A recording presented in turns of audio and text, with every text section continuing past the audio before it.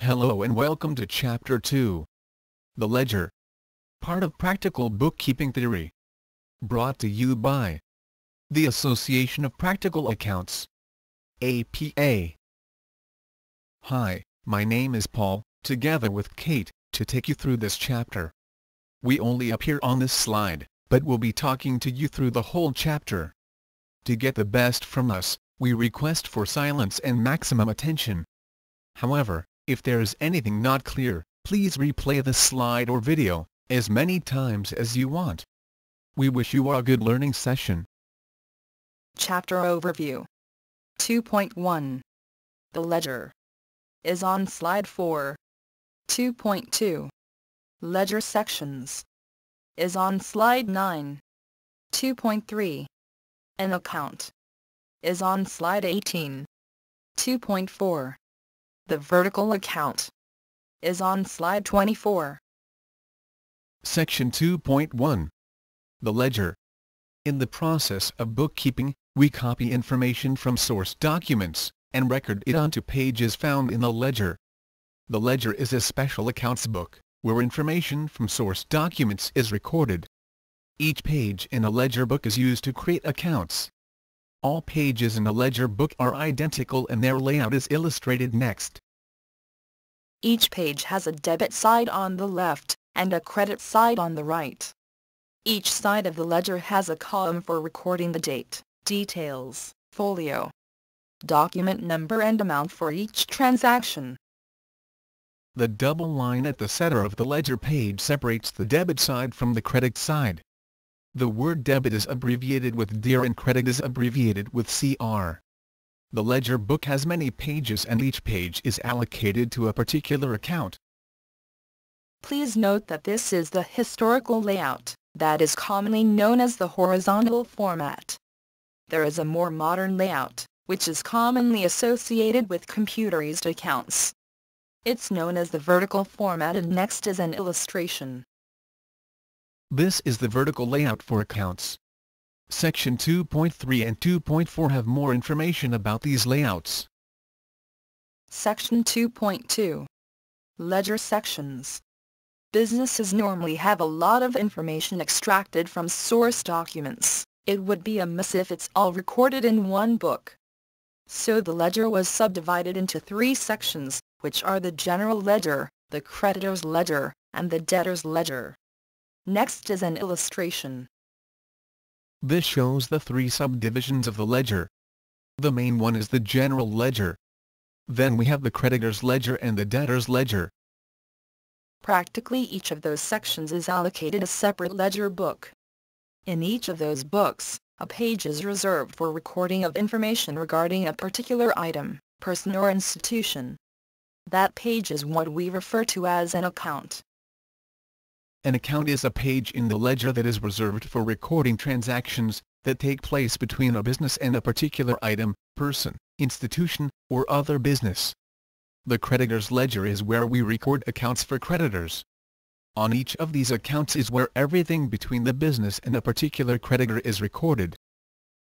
A creditor is a supplier who sells to the business on credit, and they are paid later.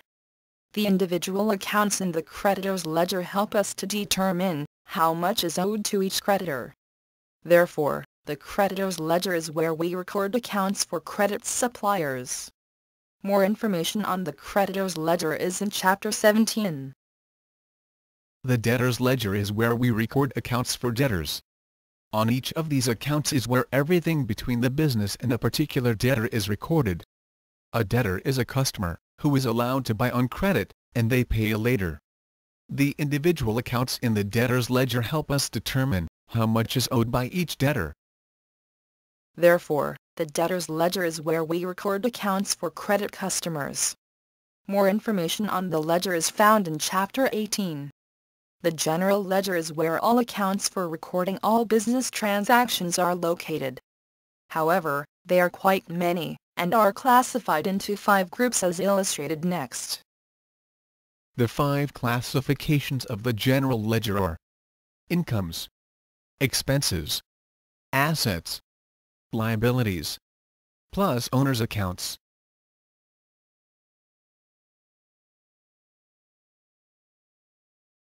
Hi, we thank you for your cooperation through the past slides.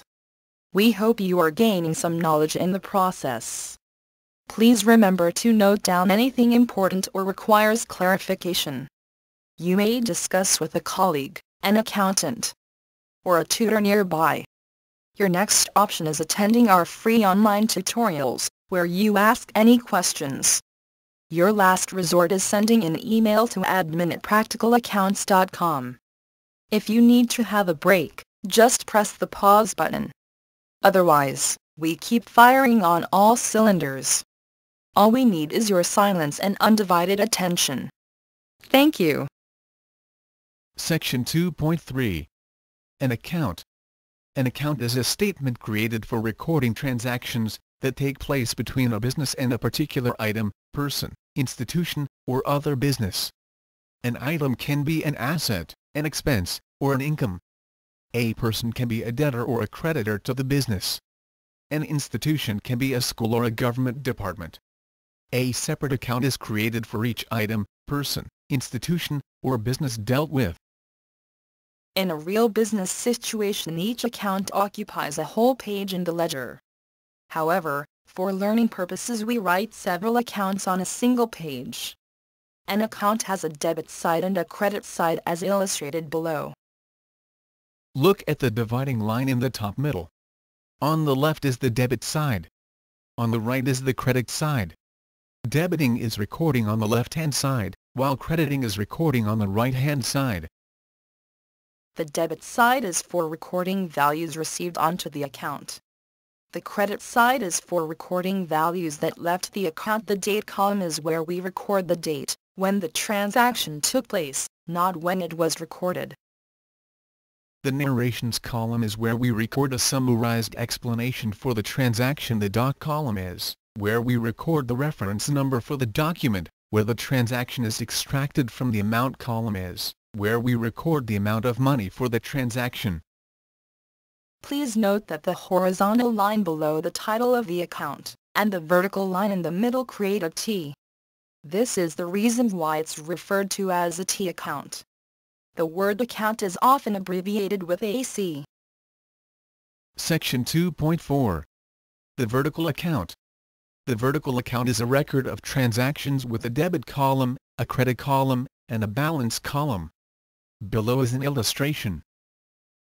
This is the layout for the vertical account. Just like the horizontal account, the vertical account has columns for the date, details and document number. Instead of the debit and credit sides, it has a debit column and a credit column. What is unique is its balance column. The balance column is used for recording a new balance, that is calculated after each and every recording on the account. This is an advantage when compared to the horizontal account, which is only balanced at the end of the period. It's on the basis of this that vertical accounts are also referred to as running balance accounts. Since the columns in the ledger book are already drawn, to create an account we simply draw a horizontal line, where we write the title of the account. Below is an illustration of both the horizontal and the vertical cash accounts. On this slide we have the cash account prepared using both the horizontal layout with a purple background, and the vertical layout with a green background. The horizontal layout has entries on the debit and credit sides, while the vertical layout doesn't have separate sides but just the debit and credit columns. After getting to the end of this chapter, please test yourself by attempting the multiple choice questions in the textbook. For better exam preparation, do further reading in your textbook. If you don't have a copy, please contact admin@practicalaccounts.com. The end, and thank you for your attention. We hope you enjoyed this chapter.